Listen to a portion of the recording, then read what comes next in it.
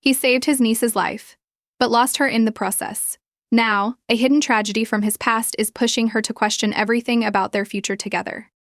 I, 27F, have been with my boyfriend, 28MJ, for 5 years. We've both been very close with each other's families, and we've even talked about marriage. However, one touchy subject is children. Whenever we discuss it, he gets kind of standoffish. He doesn't really dismiss the idea though, it's just that he doesn't seem invested. I've always wanted kids, and he just always says he's fine with whatever makes me happy. Ever since I've been content with his situation. However, things escalated during this holiday season. Our setup has always been that Jay spends Christmas Eve and dinner with my family, then I spend Christmas Day with his family. This was the first Christmas I'll spend with my first and only niece, 2F, Anna. She spent her first Christmas in the hospital due to her health condition. But she's okay now, so I made sure to spend a lot of time with her. We played a lot, we opened gifts together, and I even reenacted Anna's favorite storybook using her favorite doll. We even had matching outfits. My sister, 30F, Amy, thanked me for giving her and her husband some relief from childcare the entire day. However, Amy also said she noticed that Jay, who was just either sitting on the couch watching me or helping my mom with the dishes, was kinda distant with Anna. I told her I've also noticed that before, and I just chalked it up to maybe Jay was hesitant and awkward to play with Anna because he feels he's just my boyfriend. So when Amy said she won't mind, since she and her husband already treat Jay as part of our family, I then went back to Jay and encouraged him to play with Anna and help us set up her new dollhouse. But he said he's not feeling too well. He ended up drinking a few more beers and stayed on the porch by himself, scrolling on his phone. I didn't press harder and thought he might really just be feeling under the weather. I just want to add for context that Jay isn't an alcoholic. He's a sweet, wonderful, funny man who's sometimes broody and deep thought-good, but he's never abusive, manipulative, or moody, and he only drinks on special occasions. The next day, on Christmas Day, we had lunch with Jay's family.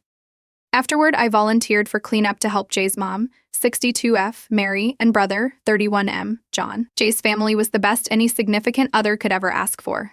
They're very sweet and supportive of us, but they're never prying. They always check up on us, but they never overstep. So, as we were cleaning up, Mary asked me how my sister's baby was they helped with the bills when Anna was hospitalized last year. I told them that Anna's in great condition now, and that she already spent the Christmas at home. They were very delighted upon hearing this. Then I shared with them the thing I noticed about Jay. Initially, I thought maybe Mary could just give me advice on how to approach the issue with Jay, since he's clearly not the playing with kids kind of guy, but then John casually said something like, "Oh, because of Rosie?" Then Mary quickly shushed him. Rosie was the daughter of Jay and John's eldest sister, Beth, 35F. I never knew the actual details because everyone was very secretive about it. But all I knew was that Rosie passed away when she was just 3 years old and Beth and her husband moved away afterward. I never met them in person. So later that night, when Mary, John, and the other family members got a bit more drunk and Jay was already sleeping in the bedroom, they told me the story. I didn't force them or anything. Apparently, Jay, being the youngest of the siblings, was really close with Rosie back then. Jay was just around 14 years old when Rosie was born, so he became the super fun uncle, like I am now with Anna. He was actually Rosie's best friend. Then on summer of 2012, Jay was playing with Rosie outside. He was blowing bubbles and she was singing and popping them when a speeding car driven by a woman who was distracted on her phone skidded into the yard toward Rosie's direction. Jay reacted quickly and was able to reach and grab Rosie, so the car actually hit him. But the impact of the crash caused Rosie's head to whiplash as Jay hugged her. Jay was in a coma for 3 days and had multiple severe injuries and internal bleeding, but Rosie didn't make it. Everything was caught by the neighbors stacked so everyone knew that Jay was a hero for trying to protect Rosie. It was even covered by the local news, but Beth, who was understandably in grief, resented Jay for not being able to save her daughter. Beth and her husband then decided to move to another country to cope with their grief and start a new life, and they've had minimal contact with the family ever since. Jay, meanwhile, took the loss really hard. He blamed himself for not being able to save Rosie and not being able to attend her funeral since he was still at the hospital at that time. Mary said that Jay was after that.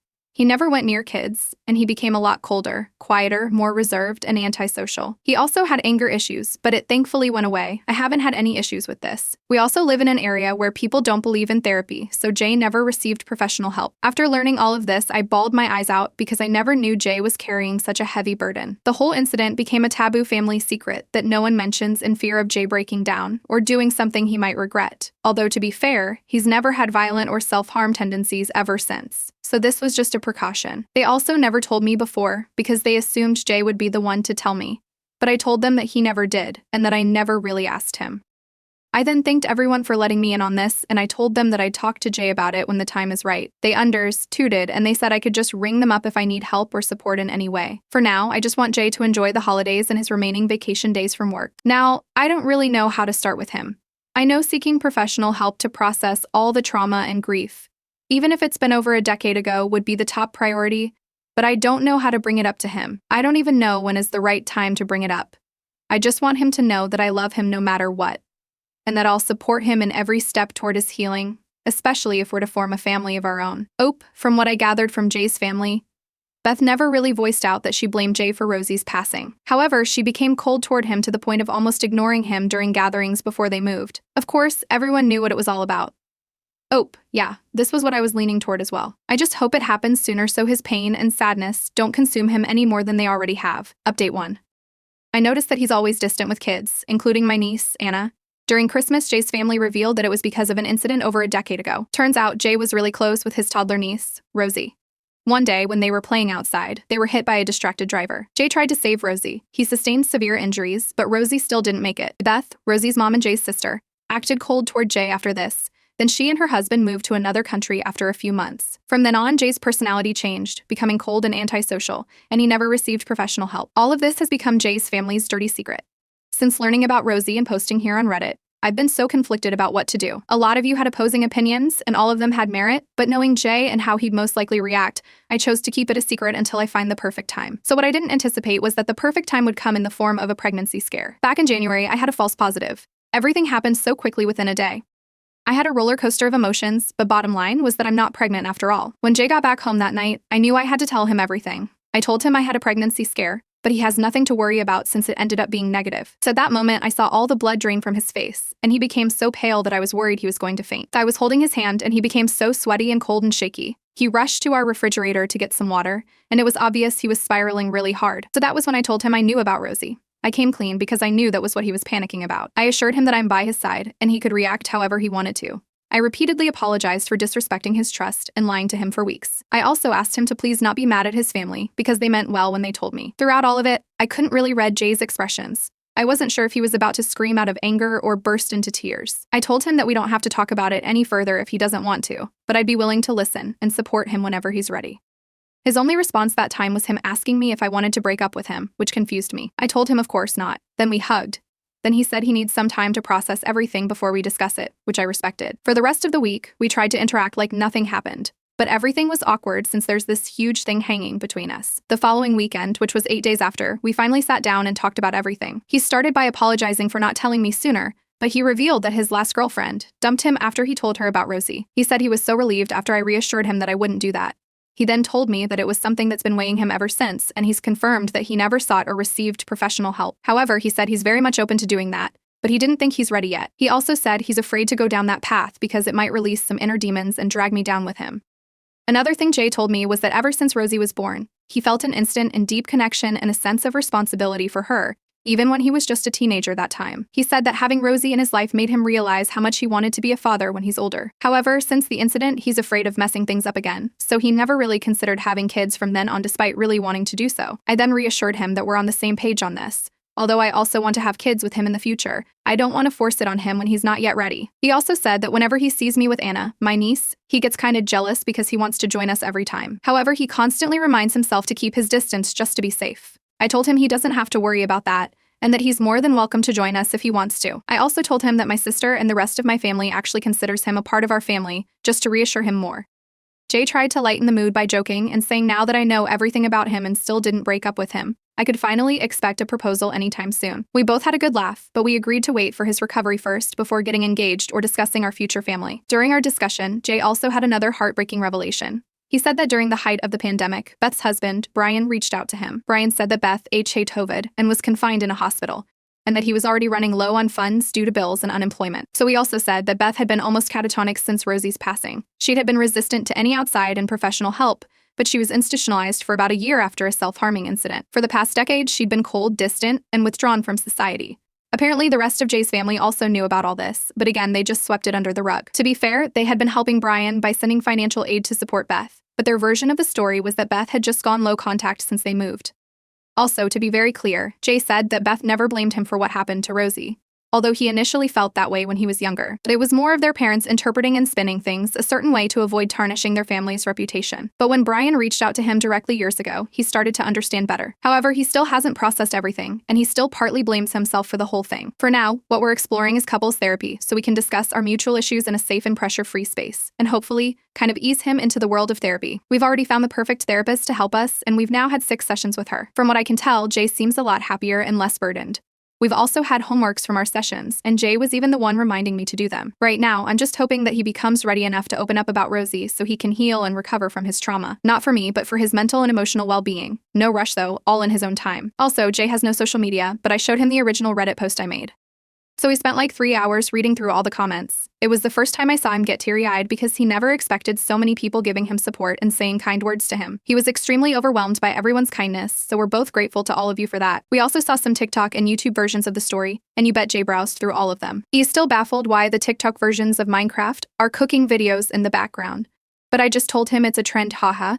So there, if you've made it this far into our story, thank you for your time. I have a good feeling that Jay and I are going to be fine.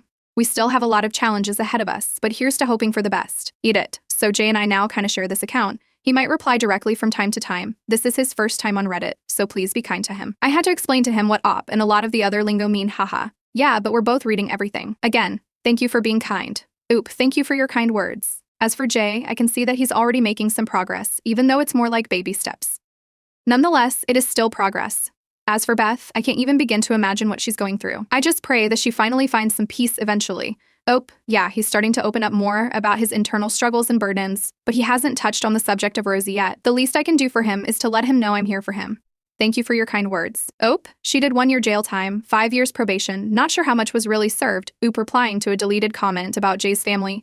I won't make excuses for them. On a human, personal level, they are extremely lovely, generous, and kind people. They have welcomed me as a part of their family, and they even extended help when my sister's daughter, Anna, had congenital health problems. I have met different relatives of my exes before, and in comparison, Jay's family has been the most wonderful and welcoming. However, I would say that they are a product of the very traditional, non-progressive area in which we live. We are a Catholic community, and most activities revolve around our parish. Reputation is everything, yet town gossip is still very rampant. I understand that this may sound backward thinking in our modern times, but that is the reality of our lives. I also grew up in the same area, so I fully understand their behavior. So although I agree with you that everything that happened and how they reacted to it had been unfortunate to say the least, and Jay and Beth got the brunt of it. Oh, I'm honestly just as confused as well. I don't think the intention was to make Jay feel he was at fault. I think the intention was to just not talk about it at all and make it seem like it never happened. It's like a family secret never to be brought up so the bomb doesn't go off or something. Being rational definitely wasn't a priority, and unfortunately, it was Jay and Beth who suffered. Now on to second story. Husband wants to go on weekly dates again just to create content for his Instagram, making me feel used and unimportant. My husband John and I have been married for over 2 years and dated for about 3 years before that. Overall, we have a generally healthy relationship with good communication. When we first got married, we used to go on lots of dates, not necessarily anything big, sometimes just coffee or a drive, but we went out of our way to get out of the house together for quality time. As time has passed, I have taken on more freelance work, keeping me busier, and he started saying that he's just too tired or doesn't feel like getting ready to go out after work or on his days off. Up until now, I haven't had an issue with that. He does work a lot and I don't blame him at all. But here's where things have changed. A couple of months ago, he got really interested in digital marketing, basically selling products online. He bought an expensive course to help him learn, and has started trying to consistently post 3 times a day in order to build a following on a new Instagram account.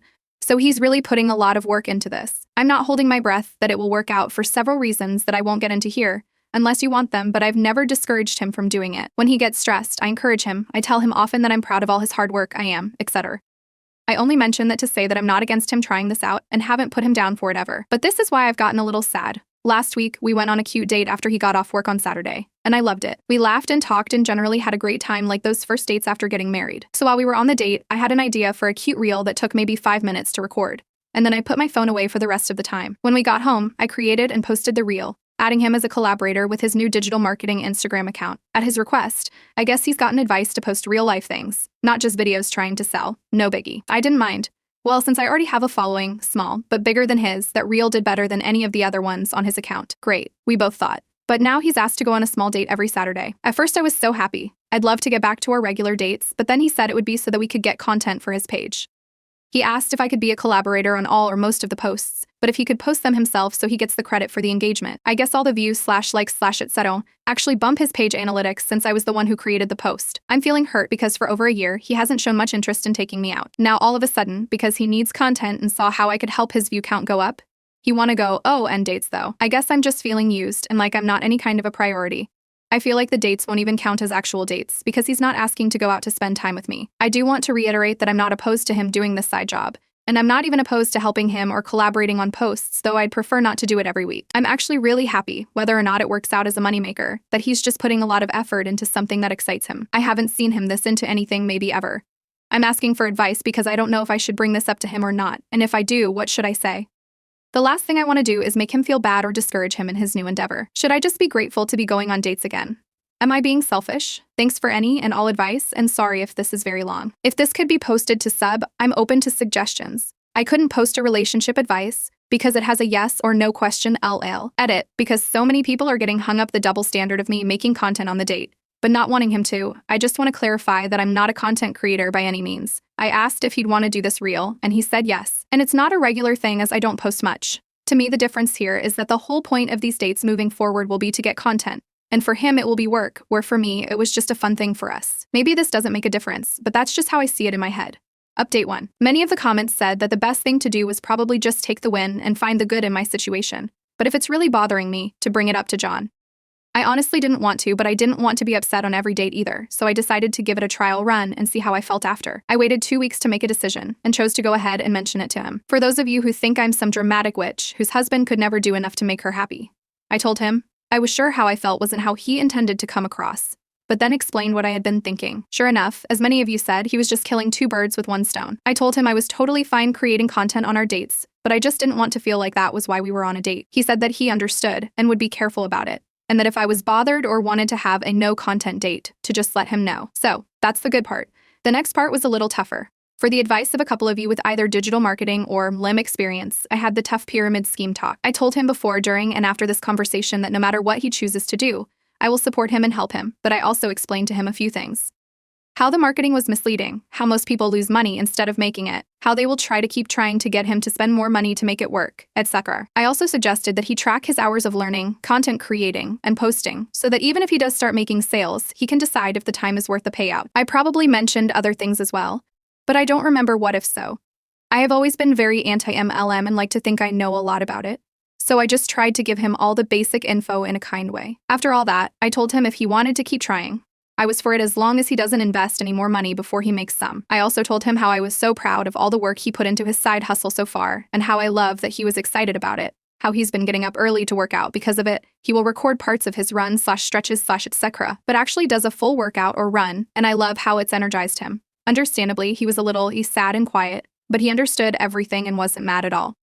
So this was all last night, and he was totally back to normal before bed, and he's continued posting today. So I guess I didn't hurt his feelings or discourage him like I thought I might, and that's the whole reason I waited so long, but I guess it would have been fine all along. I am looking forward to our weekly dates, and to the fact that we will be able to look back and remember them all since we will have videos from each one. Again, grateful for all of your kind words, and I'm happy to answer comments or questions. Just be nice for goodness sake.